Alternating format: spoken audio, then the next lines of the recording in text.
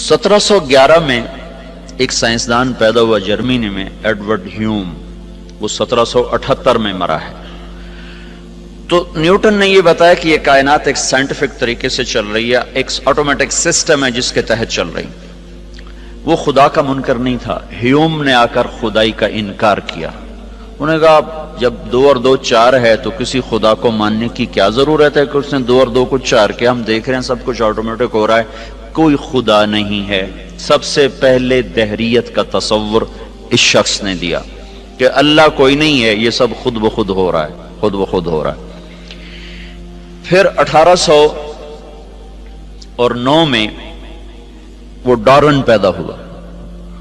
اس کی تھیوری میں نے جا کے ساری دیکھی، اس کا میوزیم ہے پورا لندن میں، اس کا پورا میوزیم ہے، سارا میں نے جا کے دیکھا۔ اس نے ایک اور ہی چوچا چھوڑ دیا، ان کا ایک سیل پانی کے کہیں کنارے کہیں سے آ گیا، کیسے آ گیا؟ وہ بڑھتے بڑھتے بڑھتے یہ سب کچھ بن گیا، یہ انسان بن گیا، یہ پہاڑ بن گئے، پتھر بن گئے۔ اس میں بھی کوئی نیکی بدی کا کوئی تصور نہیں ہے، آٹومیٹک پیدا ہوا، لہذا چلو بھی ٹھیک، خود بخود ہو گیا، جو مرضی کرو، جو مرضی کرو۔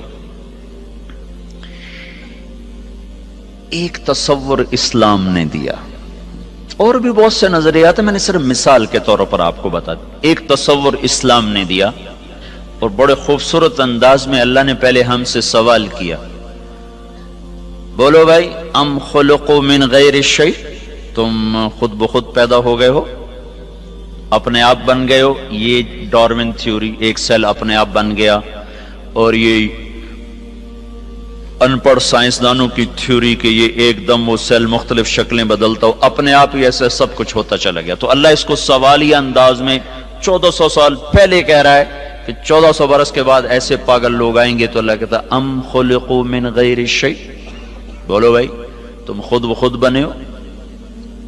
تو اس کا جواب تو آج کی سائنس نے دے دیا ہے کہ نہیں، خود بخود تو نہیں بنی۔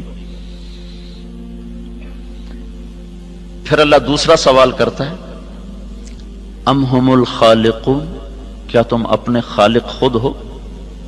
اب تو نے اپنے آپ کو خود بنایا ہے؟ اس کا جواب بھی نفی میں ہے، ہم نے اپنے آپ کو خود کہاں بنایا؟ ہمیں تو 4 سال کی عمر میں پتہ چلا کہ ہمارا کوئی وجود ہے۔ تو اللہ تیسرا سوال کرتا ہے، ام خلق السماوات والارض، یہ زمین آسمان تم نے بنایا ہے؟ دیکھتے نہیں کیسے ترتیب سے ہے۔ ایک تھیوری ہے نا کہ آپ پہ ہی بن گیا، خود بخود بن گیا۔ اس نظریوں کو بھی سائنس نے آ کر 1948 میں غلط ثابت کیا۔ 1929 میں کیلیفورنیا میں ایک سائنسدان تھا، وہ دیکھ رہا تھا تو اس نے پہلی دفعہ دیکھا کہ ایک بڑے منظم ردم کے ساتھ یہ ساری کائنات ایسے پھیل رہی ہے، اور ان میں بڑا ایک ربط ہے، بہت طاقتور ربط ہے، وہ فاصلوں کا تناسب ہے۔ پھر اس پر انہوں نے مزید تحقیق کرتے 1948 میں وہ اس نتیجے پر پہنچے کہ یہ کائنات زیرو سے بنی ہے، ایک دھماکے سے بنی ہے، دھماکے سے۔ میں ساہیوال میں تھا، ایک بچہ آیا میرے پاس، FSC کا، اس کے کان پر کا ہیڈ فون سا تھا، کہا جی یہ انٹرنیٹ سے جڑا ہوا ہے، اس وقت 700 لڑکے آپ کی بات سنیں گے جو آپ مجھ سے کریں گے۔ ایک یہودی ہم سے تل ابیب سے سوال کر رہا ہے کہ بگ بینگ کے بارے میں تمہارے قرآن میں کوئی بات ہے کہ یہ کائنات ایک دھماکے سے وجود میں آئی؟ کیا تمہارے دین میں کوئی اس کے بارے میں دلیل روشنی ہے؟ تو اگر ہے تو مجھے بتاؤ، تو پھر میں مسلمان ہو جاؤں۔ میں نے کہا پہلی بات یہ بچے کہ ہمارا قرآن سائنس کی تصدیق کرنے نہیں آیا اور سائنس کو جھٹلانے نہیں آیا، ہمارا قرآن ہدایت کے لیے آیا ہے، زندگی گزارنے کا طریقہ بتاتا ہے۔ کہیں کہیں وہ دنیا کی چیزوں کو ٹچ کرتا ہے، جہاں وہ ٹچ کرتا ہے وہ ایسا صحیح ٹچ کرتا ہے کہ پھر اسے کوئی چیلنج نہیں کر سکتا۔ تو اشارہ ہم کیس کر سکتے ہیں کہ اس سے اشارہ ہوتا ہے کہ اللہ تعالیٰ کہتے ہیں حی افلا یؤمنون، یہ جو میرے منکر ہیں ان کو پتہ نہیں کہ زمین آسمان ایک ملا ہوا مادہ تھا، ایک ملا ہوا رتق ہوتا ہے، چیز اس طرح آپس میں مل جائے کہ پھر اسے جدا نہ کیا جا سکے۔ جیسے گوشت الگ ہے، سبزی الگ ہے، نمک الگ ہے، مرچ الگ ہے، جب ہم اس کو سالن بناتے ہیں تو ہر چیز مکس ہو کر اب نمک مرچ ہلدی اس میں سے نہیں نکل سکتی، اس کو عربی میں کہتے ہیں رتق۔ کانتا رتقن، یہ سب کچھ ملا ہوا تھا، اور فتق اس کو الگ الگ کر دیں، ففتقناہما، پھر ہم نے اس کو پھاڑا اور اس کو دھماکے کے ساتھ ہم نے اس کو پھیلانا شروع کیا۔ عصر کے بعد وہ آیا، کہنے لگا جی وہ یہودی مسلمان ہو گیا ہے. اس وقت سن کے چلا گیا، پھر عصر کے بعد اس نے آ کر مجھے بتایا کہ وہ مسلمان ہو گیا. تو ہمارے پاس یہ نظریہ نہیں ہے کہ آپ ہی بن گئے، ہمارے پاس یہ نظریہ کہ اس کو اللہ نے بنایا ہے اور ایک نظام کے ساتھ. اچھا، پھر ایک پال ڈیوس سائنسدان تھا آسٹریلیا کا، اس نے پھر ایک اور بات ثابت کی کہ کوئی بنانے والا ہے، خود نہیں بنا. اس نے ڈارون کو غلط ثابت کیا، اور دوسرے جو دہریے، بہت سے دہریے سائنسدان تھے، اب بھی ہیں، ان سب کی بات کو اس نے غلط ثابت کیا کہ یہ دھماکہ کسی نے کیا ہے، خود نہیں ہوا. کہ ہر دھماکے کے بعد تخریب ہوتی ہے، دھماکے سے تو تخریب ہوتی ہے نا، نہ کہ تعمیر. اگر میں جا کے ابھی اپنے مسجد میں کہوں کہ ہم وہ بیٹھے تھے لارنس کالج کی مسجد میں، وہاں ہوا دھماکہ، ہر لڑکا اڑتا ہوا اپنے بیڈ پہ جا کے بیٹھ گیا اور پرنسپل جا کر اڑتے ہوئے اپنے آفس کی سیٹ میں فٹ ہو گئے. کوئی مانے گا اس کو؟ مول صاحب پاگل ہو گئے ہیں. کسی بار کبھی دھماکہ بھی ایسے منظم طریقے سے ہوا؟ دھماکے سے تو توڑ پھوڑ ہوتی ہے، نہ کہ اس سے کوئی شکل وجود میں آتی ہے یا کوئی تعمیر وجود میں آتی ہے. یہ کائنات میں واحد دھماکہ ہے جس نے اتنے خوبصورت انداز میں کائنات کو وجود دیا کہ کوئی یہ ماننے پہ تیار نہیں ہے کہ یہ دھماکہ اتنا عقل مند تھا. دھماکہ تو پاگل پن ہوتا ہے نا، ٹھا ہوئی اور یہ ادھر گیا وہ ادھر گیا. تو اس نے نا پھر ایک سیکنڈ کو نا 1000 حصوں میں تو تقسیم کیا جا سکتا ہے، 1000 سے آگے پھر وہ تقسیم نہیں ہوتا. تو اس نے یہ بات پروو کی کہ اگر ہم فرضی طور پر 1 سیکنڈ کے 10 لاکھ خرب حصے کر دیں، 10 لاکھ خرب حصے. جب دھماکہ ہوا تھا تو 2 طاقتیں پیدا ہوئی تھی، ایک گریوٹی اور ایک رفتار. ایک رفتار پیدا ہو کے دھماکے سے چیز پھیلتی ہے نا، ایک دم ابھرتی ہے. تو جب وہ تھا تو اس میں 2 طاقتیں پیدا ہوئیں، ایک کشش گریوٹی، ایک رفتار سپیڈ.